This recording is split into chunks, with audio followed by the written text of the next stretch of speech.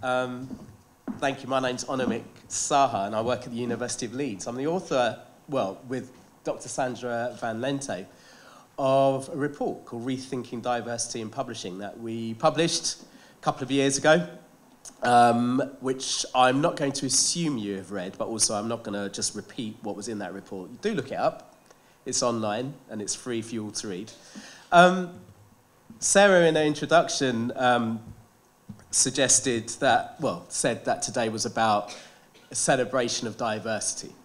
And I am fully on board that, but also I want to use this little talk to actually start with a provocation, and that is, I want to call for an end to diversity, or rather an end to diversity, in scare quotes.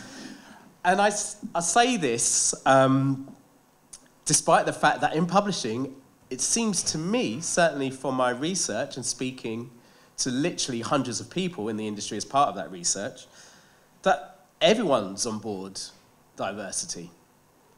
There is in our research, we didn't, and maybe this was because of in the context of this research interview with me as a person of colour, people were the mostly white respondents were saying this for my benefit, but no one seemed to be in denial about the absence of racially minoritized groups in the industry.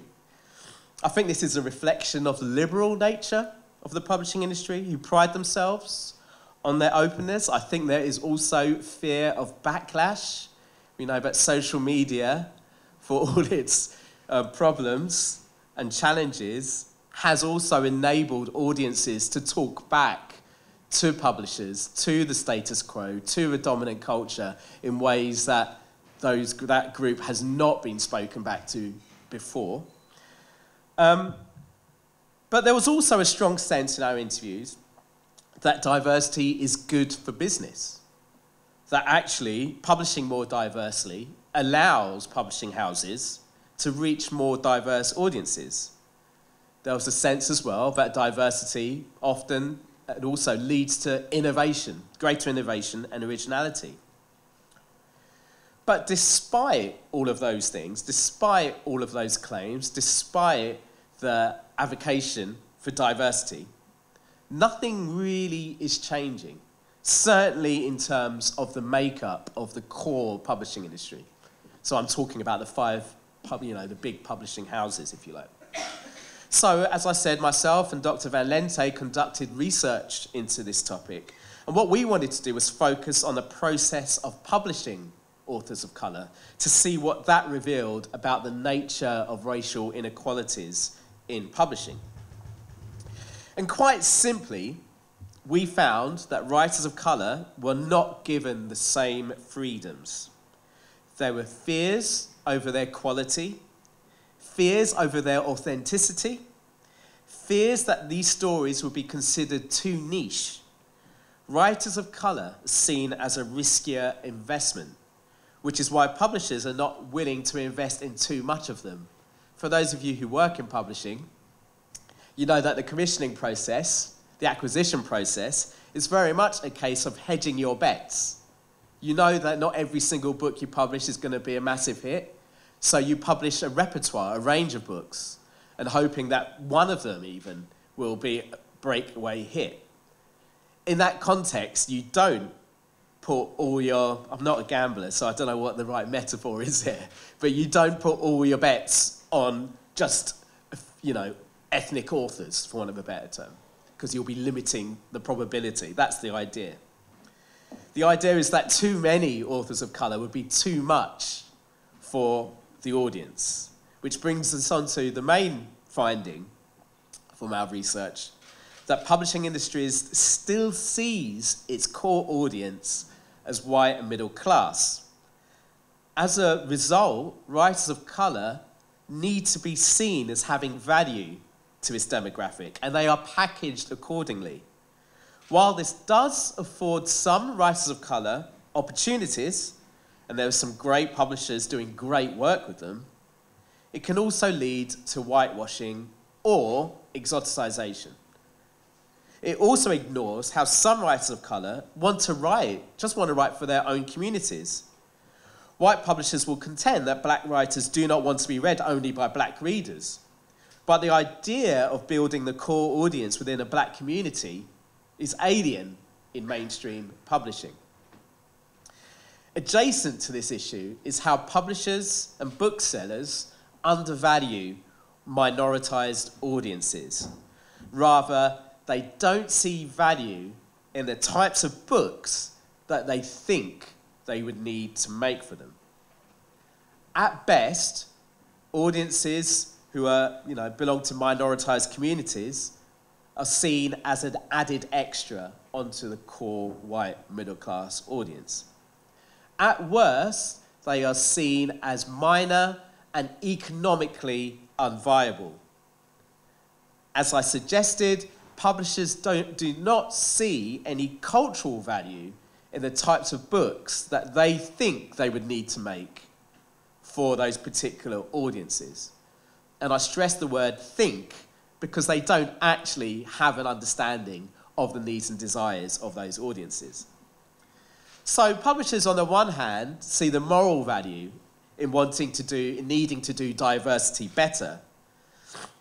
Excuse me, I have a bit of a cold, so this microphone's not helping me be more discreet about what's doing.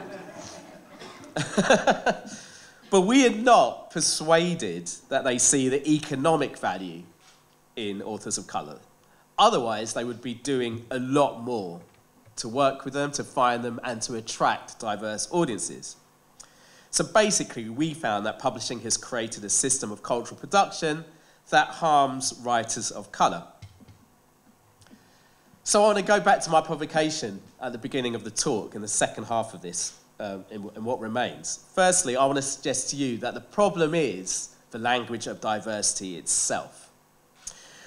What I want to suggest is that it is not the problem, the issue is not that diversity and the initiatives that are being mobilised in its name are not working, or that they're not properly resourced, or that they need more effort and drive put into them.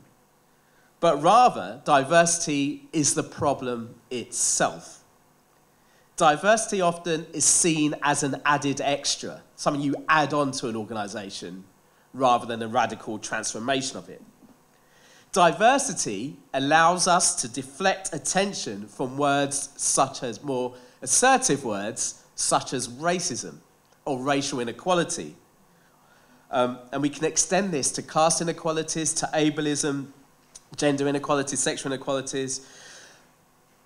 Obviously, I want to acknowledge those workers, those practitioners, those campaigners and activists who are working within this paradigm of diversity, inequality, and inclusion, who are doing and are trying to address those issues from a more radical stance.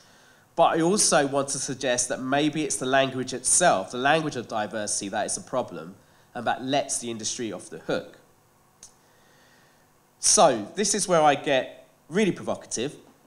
I suggest that we replace the benign language of diversity with a more radical language of reparative justice. So we need to replace diversity with a notion of reparative justice. Just to clarify, reparations with an S means compensation, economic compensation. Also maybe often the giving back of land that was once dispossessed, during often in relation to colonialism and slavery.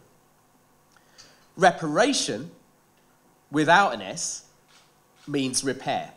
And it's that notion of reparation as repair that my notion of reparative justice builds upon.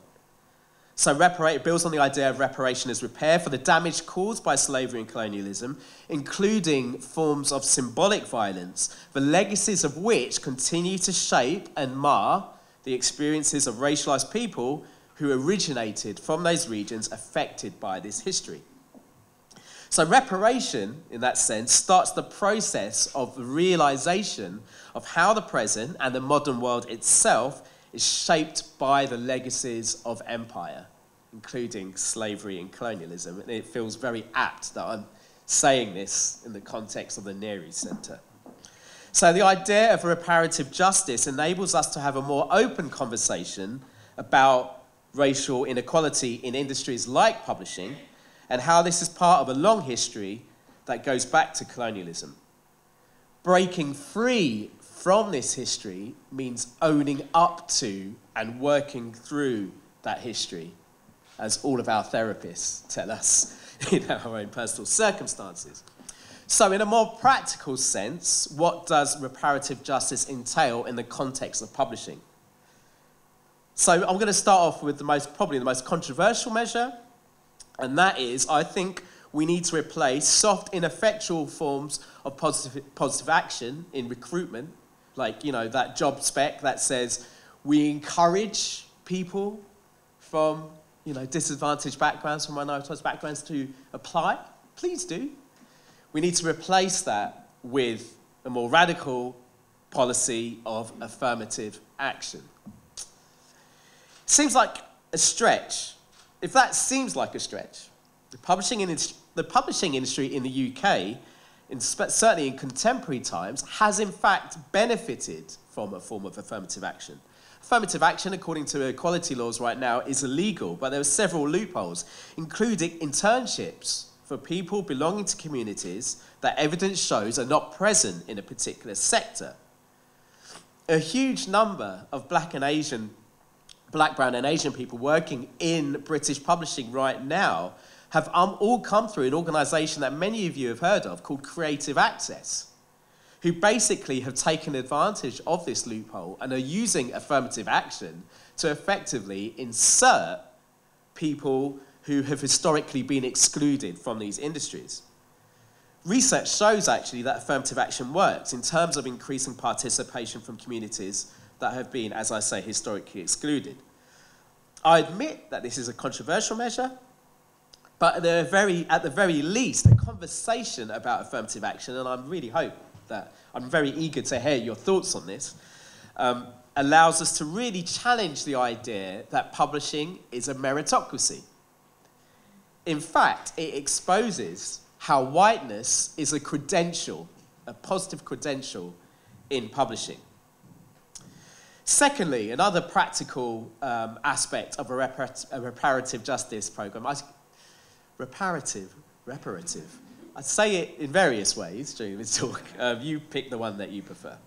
The second version of a reparative, that's the third way, of justice that I think can apply to publishing is how it leads to organisational transformation inside the core publishing industry. I can't stress this enough. More people of colour inside the industry is not enough. As I said, the process of cultural production, as it is, still harms people from minoritized backgrounds. But more people from those communities inside the industry will at the very least open up a challenge to assumptions about, for instance, black and Asian audiences. If we instill an idea of reparative justice inside publishing houses, the emphasis will be on bringing in communities that have been historically ignored, excluded in book culture. The idea of reparative justice is specifically intended to entail forms of economic redress, which will ensure that any such initiatives are properly resourced. That brings me on to the third aspect of a reparative justice program in publishing, and that is public funding for minority-led independent presses, book festivals, bookstores, and independent media. It's those organisations that are most embedded in their communities, that understand those communities' needs and desires, that are best equipped to bring them into book culture. But those independent organisations and businesses, in the face of the kind of virtual oligopoly that is the UK publishing industry, struggle in order to get a foothold in the industry and to have the impact, whether that's economic or cultural impact, that they deserve to make. Publishing is not a level playing field. And public funding for those organisations in the name of reparative justice can lead to a more egalitarian, and I'll repeat myself, equal playing field that allows people from all kinds of backgrounds to have access and to flourish within this industry. So, to conclude, reparative justice is based on the acknowledgement of how legacies of empire continue to disadvantage and scar the experience of Black and Asian people in the UK, not least through forms of symbolic violence.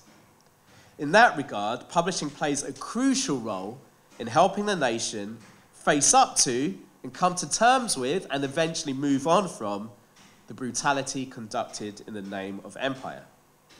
Reparative justice works towards a more egalitarian future to helping us work through the past. It creates a critical discourse that serves as a counterweight to race-blind language and incorporates acknowledgement of the past into present practices. It also offers, I argue, an avenue for more concrete social change, not least the fact that it's fundamentally about economic redress. But saying that, it is not just about money. The demand for reparation is about social justice, it is about reconciliation, it's about reconstructing the internal life of multicultural Britain, and in the process, eliminating institutional racism. It's in these terms that I apply a notion of reparative justice to media in creative and cultural industries. And there's something about publishing in particular that has vast amounts of potential, not least the way that books, as a powerful form of culture, can help us work through the pains of the past, which can in turn lead to heightened forms of collective flourishing. Thank you very much.